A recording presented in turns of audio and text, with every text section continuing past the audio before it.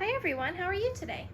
So I had someone ask me specifically in regards to this H-shaped pad, how you can tell which side has the PUL in it.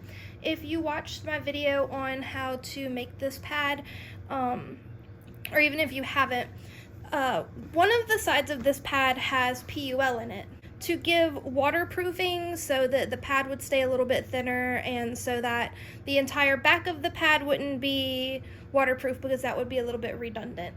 And I wanted to show you and explain to you how I tell if a pad has hidden PUL in it or not. This H-shaped pad has hidden PUL.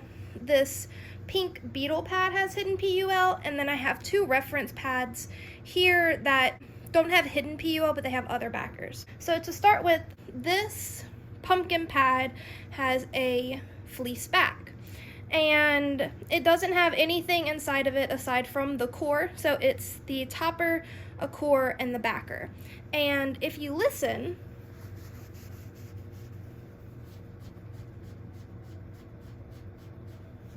it doesn't really make much noise when I'm scratching on it like this.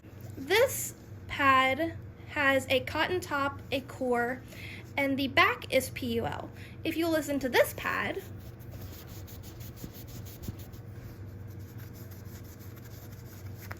you hear that it has a little bit more of a texture to it. So when I rub this one, you really don't hear much, but when you rub the one with the PUL, you can really kind of hear that it's maybe a little bit scratchy, I would describe it. It definitely has more texture to it. This pad has a cotton top, a core, a hidden PUL layer, and then this is a layer of muslin.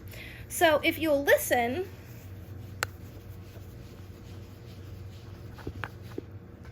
it still kind of has that crinkly sound that the PUL back pad has. Now, specifically for this one, to tell which side has PUL in it, there's a couple of different ways that you can tell. One way is to feel. You can actually feel the lip where the PUL starts, which is a little hard for me to show you on camera, but you can kind of see, if I move it the right way, that there's a little bit, you can kind of see it.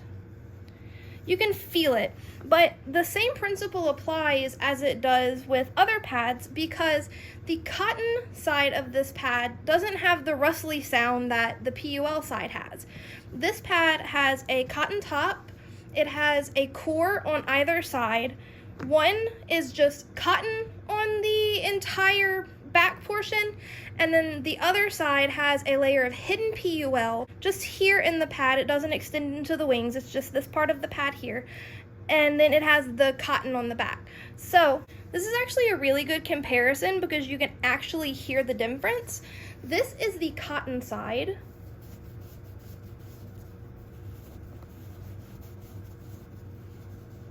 It doesn't really make much noise, whereas the PUL side of the pad,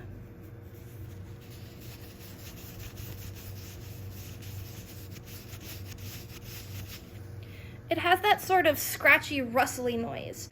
But if you can't tell when you're scratching it, or if that's just such a subtle sound that you can't hear it, you can actually feel PUL in the back of your pads. This is going to be harder for me to demonstrate because obviously I can feel it. PUL has a bit of a slip to it. The fabrics that are sitting against it and the fabrics that are underneath it don't really stick to it. Whereas with a fleece-backed pad, it kind of sticks where you move it. It adheres sort of to the fabric that's on the other side, or like your underwear, things like that. Whereas PUL doesn't really have that.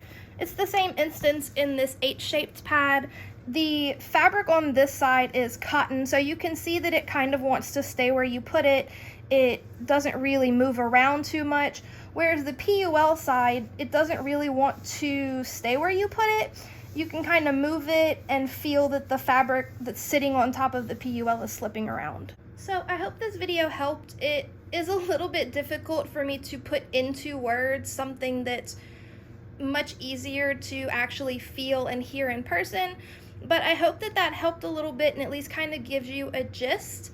I know that me personally, if I have a pad that has a cotton back or a muslin back or something that's not water resistant, it's going to have PUL on the inside, so that's just a standard across my pads. But if you buy a pad or you're not sure or you don't remember, that's a good way to tell. You can really feel it in the pads, especially if you're familiar with working with PUL. You kind of know how it feels, but aside from feeling it, you can also hear it, and I hope that I was able to demonstrate that for you in this video. Thank you so much for spending a little bit of time with me today. I really, really appreciate it.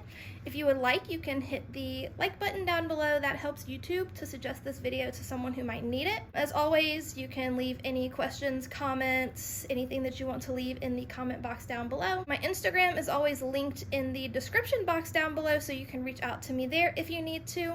And you enjoy the rest of your day, okay?